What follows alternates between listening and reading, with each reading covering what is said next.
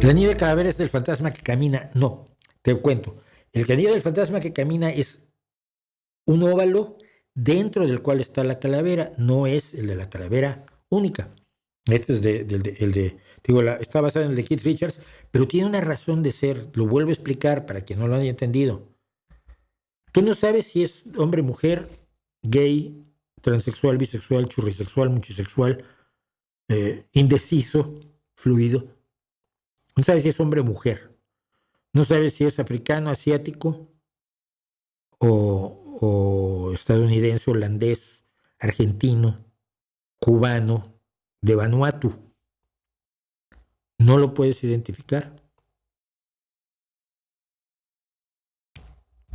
Cuando no te fijas en la piel, todos somos iguales. Eso es lo que quiere decir. Y lo segundo que quiere decir es que nos acordemos que nos vamos a morir. Y que esta es una sola vida que tienes, y esta vida que tienes que sacarle el mejor provecho posible, hacer el mayor bien posible, para no morirte con recelos, con arrepentimientos y con eso de, bueno, ya en la otra vida veré cómo me va porque no hay otra.